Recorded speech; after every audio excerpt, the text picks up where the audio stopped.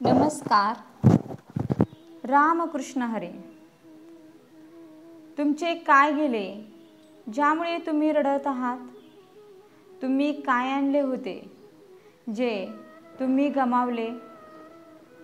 तुम्ही काय निर्माण केले होते जे नष्ट झाले? तुम्ही जे घेतले ते येथूनच घेतले, जे दिले ते येथेच दिले आणि जे आज तुमचे आहे ते उद्या दुसऱ्याचे होईल. एवढेच ना? श्री स्वामी समर्थ. श्री कृष्णाचे अनमोल प्रेरणादायी विचार. कर्म करत राहा, फळाची चिंता करू नका.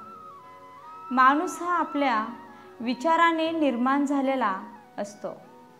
जसा तो विचार करत असतो तसाच तो बनत देखील असतो. फळाची अपेक्षा सोडून कर्माचं पालन करणारा व्यक्तीच आपले आयुष्य सुंदर आणि यशस्वी बनवित असतो. आयुष्यात कशीही वेळ येवो, त्यात कुटुंबाची साथ असायला हवी. कारण जीवनात सुख असेल तर ते वाटले जाते आणि दुःख असेल तरी देखील ते सर्व मिळून वाटून घेता येते. आयुष्य आपणास तेव्हा कठीण वाटू लागते जेव्हा आपण स्वतः बदल न करता परिस्थितीमध्ये बदल करण्याचा प्रयत्न करू लागतो. कर्म हे धर्मापेक्षा अधिक महत्त्वाचे आहे. कारण धर्म केल्यावर आपण देवाकडून विविध गोष्टी मागत असतो आणि त्याची अपेक्षा करत असतो. पण चांगले कर्म केल्यावर देव स्वतः आपल्याला त्या गोष्टी न मागता देत असतो. जो व्यक्ती आपल्या कर्म आणि कर्तव्याचं पालन करत नाही, स्वतः देव देखील त्याचा आदर करत नसतो. वेळ कधीच थांबत नाही. आज वाईट दिवस चालू आहे तर लवकरच चांगले दिवस देखील येणार असतात. फक्त आपण आपले कर्म करायला हवे. कारण तेवढीच एक गोष्ट आपल्या हातात असते. कोणाला काही देताना कधीही अहंकार करू नये. तसेच उपकाराची भाषा दाखवू नये. कारण काय सांगता येतं त्या व्यक्तीच्या मागच्या जन्मीचे ऋण तुम्ही आज या जन्मात फेडत आहात. धर्म आपल्याला जीवनाचा रस्ता दाखवतो, पण कर्म हेच आपल्याला आपल्या ध्येयापर्यंत पोचवत असतात. आपले कर्म हीच आपली खरी ओळख, वेगळेपण निर्माण करत असते. नाहीतर एक नाव असलेले लाखो व्यक्ती येथे आज आहेत. जर निर्धारित ध्येय प्राप्त करत असताना आपला पराभव झाला तर आपले ध्येय बदलू नका. ते ध्येय प्राप्त करण्याची आपण आखलेली रणनीती बदला. जीवन हे ना भूतकाळात तसेच भविष्यात आहे. जीवन हे वर्तमानात आनंदाने जगण्यात आहे. क्रोध हा माणसाची बुद्धी भ्रष्ट करतो आणि बुद्धी भ्रष्ट झाली की आपण स्वतःचे नुकसान करून घेत असतो. मानवाच्या विनाशाची काही प्रमुख कारणे आहेत. काम, क्रोध, लोभ, निद्रा, भय, आळस यांना आपल्यापासून लवकरात लवकर दूर करा. कमावलेले नाव, ऐश्वर्य, धन, प्रतिष्ठा हे सर्व अहंकारामुळे गमावण्याची वेळ येत असते. ज्यांना तुमची कुठलीही पर्वा नाही अशा व्यक्तींमागे विनाकारण धावण्यापेक्षा जीवनामध्ये एकटे चालायला शिका. जेव्हा एखादी समस्या जन्माला येते तेव्हा तिचे निवारण करण्याचा उपाय देखील त्या समस्येबरोबर जन्माला येत असतो, हे मात्र विसरू नका. कर्म करणे आपल्या हातात.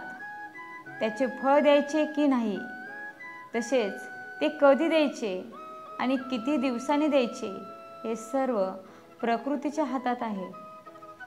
जशी वागणूक इतरांनी आपणास दिलेली आपणास अजिबात आवडत नसते, तशी वागणूक आपण इतरांना देखील देऊ नका. एखाद्याला चुकी केल्याबद्दल समोरासमोर तोंडाने बोलून माफी द्यायला एक क्षणसुद्धा लागत नसतो, पण त्याच ठिकाणी त्या व्यक्तीस मनापासून माफ करायला आपलं अर्ध आयुष्य निघून जात असते. कोणाचे वाईट काम करायला कुठलीही मेहनत करावी लागत नसते, ते लगेच होऊन जाते. पण याच ठिकाणी आपण जेव्हा एखाद्याचे चांगले कार्य करू पाहतो, आपल्याला त्याच्यासाठी खूप संघर्ष करावा लागत असतो. स्वतःला सुखी ठेवायचे असेल ना, तर कधीही इतरांना दुःख देण्याचं पाप मात्र डोक्यावरती घेऊ नका.